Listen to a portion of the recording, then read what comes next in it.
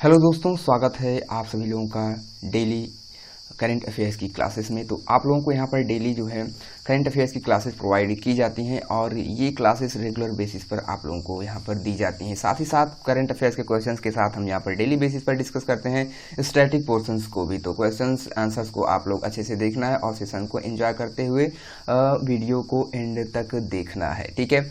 तो चलिए आज के हम सेशन की ओर बढ़ते हैं। उससे पहले मैं आप लोगों से यही रिक्वेस्ट करना चाहूँगा कि अगर आप लोग चैनल पर नए हैं तो पहले आप लोग चैनल को सब्सक्राइब कर लीजिए और वीडियो को ज़्यादा से ज़्यादा स्टडी ग्रुप्स में शेयर कीजिए। तो चलिए देखते हैं क्वेश्चंस को अपने। फर्स्ट क्वेश्चन हमारा यहाँ पर दिया हुआ है, किस भारतीय को नासा विशिष्ट सेवा पदक यानी नासा डिस्टिंग्विश्ड सर्विस मेडल से सम्मानित किया गया है? तो यह सम्मानित किया गया है रंजीत कुमार को, यानी ऑप्शन यहाँ पर बी बिल्कुल करेक्ट हो जाएगा। तो रंजीत कुमार ऐसे भारतीय हैं जिन्हें नासा विशिष्ट सेवा पदक से सम्मानित किया गया है। वेरी इंपॉर्टेंट क्वेश्चन बनेगा ये आप लोगों के एग्जाम्स के लिए। चलिए देख लेते हैं इस क्वेश्चन से रिलेटेड कुछ इंपॉर्टेंट पॉइंट्स को, ठीक है। यहाँ पर दिया हुआ है, रंजीत कुमार को नासा ने कार्यकारी नेतृत्व, इंजीनियरिंग योगदान, तकनीकी उत्कृष्टता और उपभोक्ता निष्ठा के माध्यम से उनके प्रशासन के लिए नासा विशिष्ट सेवा पदक से सम्मानित किया गया है, ठीक है। यानी कि उनके नेतृत्व, उन्होंने इंजीनियरिंग में जो अपना योगदान दिया है ना, तो इन्हीं चीज़ों को ध्यान में रखते हुए उन्हें नासा द्वारा विशिष्ट सेवा पदक से सम्मानित किया गया है। बात आई है आर.के. चेट्टी पांडिपति 2002 में इस सम्मान को पाने वाले ये पहले भारतीय थे। तो आर.के. चेट्टी पांडिपति अवार्ड से 2002 में इन्हें सम्मानित किया जा चुका है, ठीक है। चलिए अब नासा से रिलेटेड हम कुछ इंपॉर्टेंट फैक्ट्स को यहाँ पर डिस्कस कर लेते हैं। तो नासा से रिलेटेड हम यहाँ पर फैक्ट्स को देखने वाले हैं, ठीक है।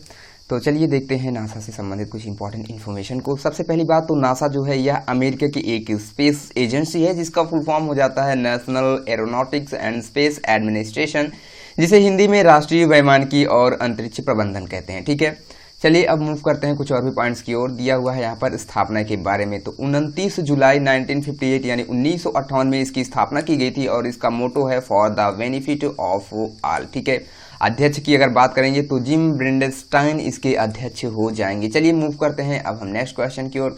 नेक्स्ट क्वेश्चन आप लोगों का यहाँ पर दिया हुआ है, FSSAI ने खाद्य सुरक्षा सूचकांक 2020 यानी फूड सेफ्टी इंडेक्स 2020 जारी किया है। इसमें कौन सा शीर्ष राज्य रहा है? तो पूछा जा रहा है कौन सा राज्य शीर्ष स्थान पर रहा है, तो गुजरात रहा है शीर्ष स्थान पर, यानी ऑप्शन यहाँ पर ए बिल्कुल करेक्ट हो जाएगा, ठीक है।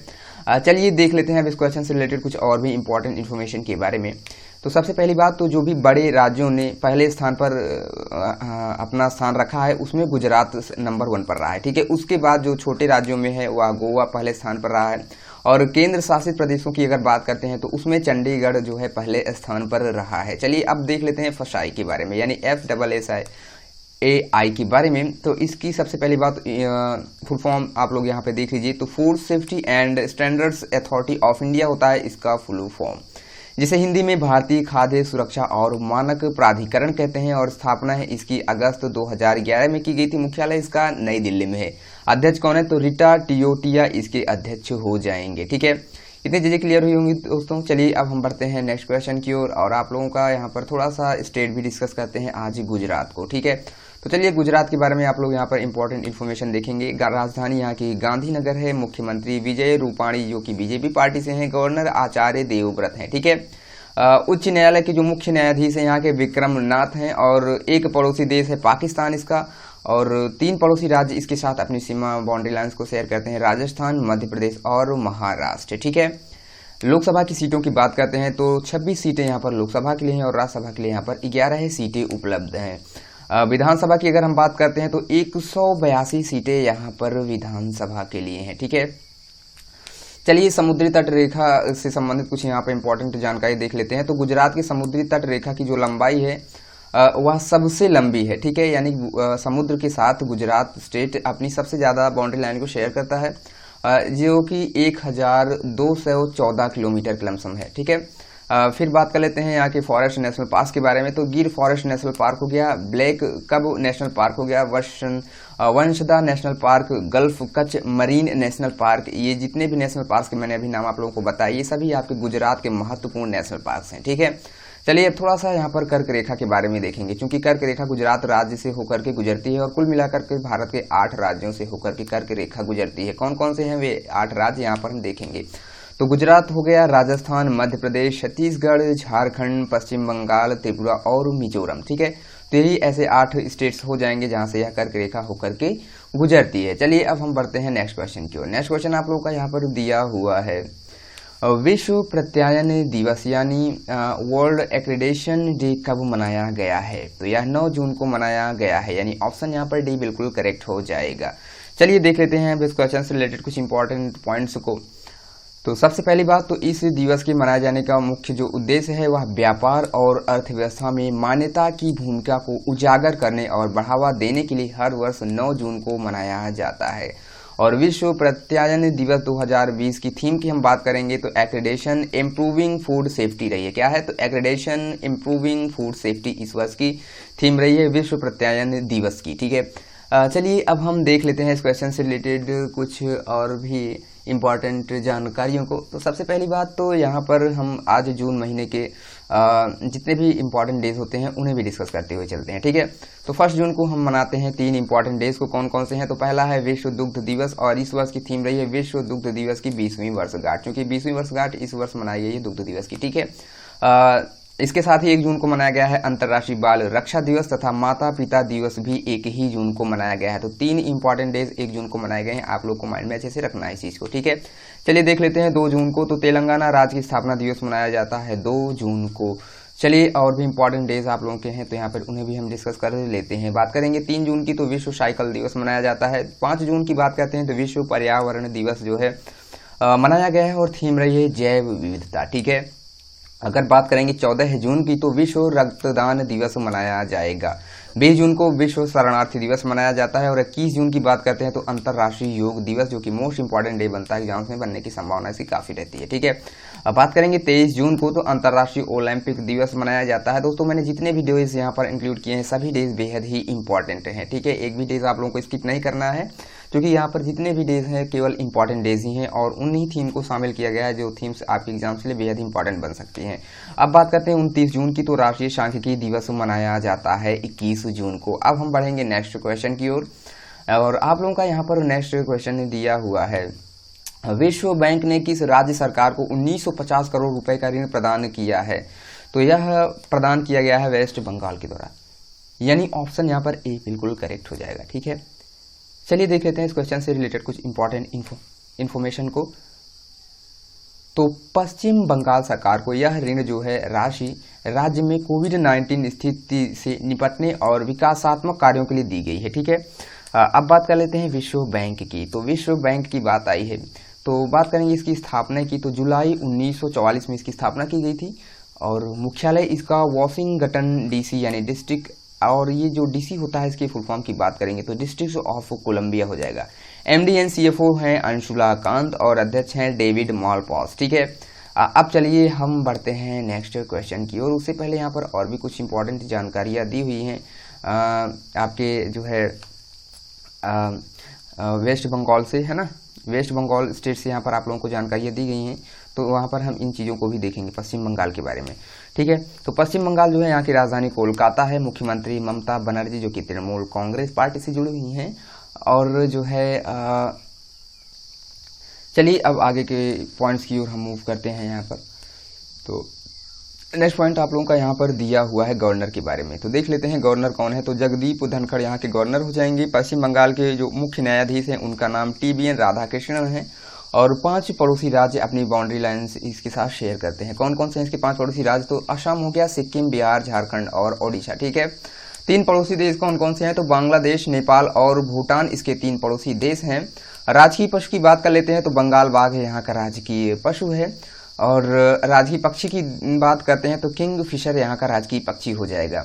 राजकीय वृक्ष की अगर हम बात करेंगे तो डेविल वृक्ष जो है यहाँ का राजकीय वृक्ष हो जाएगा। ठीक है, और इसके साथ ही साथ अगर हम पश्चिम बंगाल की लोकसभा में सीटों की बात करते हैं तो 42 सीटें यहाँ पर लोकसभा के लिए है और राज्यसभा की यहाँ पर 16 सीटें उपलब्ध हैं। विधानसभा के लिए यहाँ पर 295 सीटें हैं। ठीक है। दुनिया का सबसे बड़ा डेल्टा कौन सा है, तो सुंदरवन का डेल्टा हो जाएगा दुनिया का सबसे बड़ा डेल्टा, और जो कि गंगा और ब्रह्मपुत्र नदी बनाती हैं ये डेल्टा। ठीक है। और यह कहाँ पे है, तो यह आपके वेस्ट बंगाल में ही पड़ता है सुंदरवन का डेल्टा। ठीक है। चलिए आगे बढ़ते हैं, नेक्स्ट पॉइंट को देख लेते हैं। पश्चिम बंगाल में गंगा की जो सहायक नदी है वो कौन सी है, तो दामोदर नदी इसकी सहायक नदी हो जाती है, और इसे बंगाल का सूख भी कहते हैं दामोदर नदी को। ठीक है।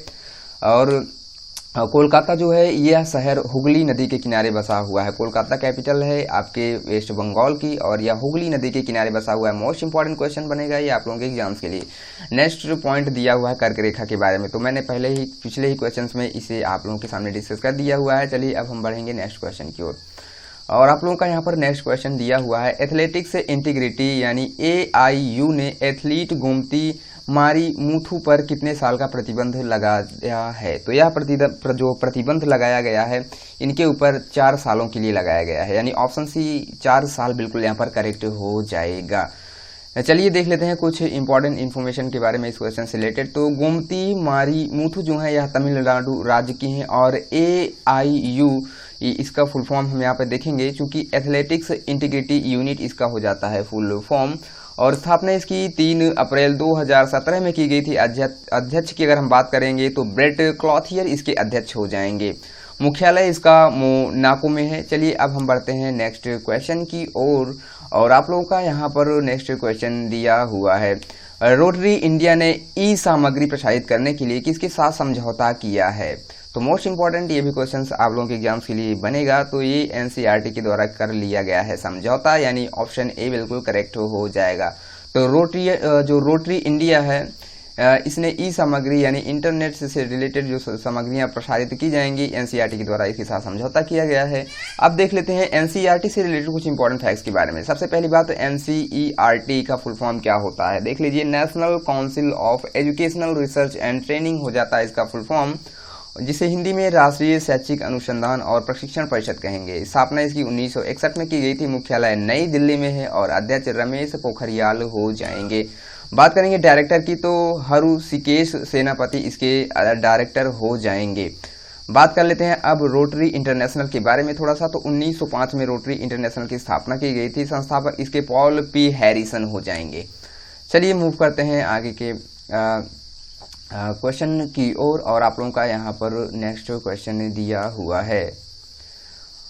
भारत की जो है भारत की पहली सौर ऊर्जा संचालित नौका का नाम क्या है, तो इस नौका का नाम क्या है, तो आदित्य हो जाएगा इस नौका का नाम, यानी ऑप्शन यहाँ पर ए बिल्कुल करेक्ट हो जाएगा। ठीक है। चलिए मूव कर लेते हैं इस क्वेश्चन से रिलेटेड कुछ इंपॉर्टेंट पॉइंट्स को यहाँ पर हम देखने वाले हैं। तो पहली सौर ऊर्जा जो संचालित नौका सेवा है को भारत के केरल राज्य में शुरू किया गया था। तो आई होप की चीजें क्लियर होंगी इस क्वेश्चन से रिलेटेड। चलिए नेक्स्ट क्वेश्चन की ओर बढ़ते हैं। नेक्स्ट क्वेश्चन आप लोगों का यहाँ पर दिया हुआ है, किस राज्य सरकार को infrastructure leasing and financial services limited यानी IL&FS ने 50% की हिस्सेदारी बेच दी है, तो गुजरात राज्य के द्वारा, यानी ऑप्शन यहाँ पर भी बिल्कुल करेक्ट हो जाएगा। चलिए देख लेते हैं IL&FS से रिलेटेड कुछ इंपॉर्टेंट पॉइंट्स के बारे में। तो infrastructure leasing and financial services limited जो कि एक भारतीय बुनियादी ढांचा विकास और वित्त कंपनी है। ठीक है।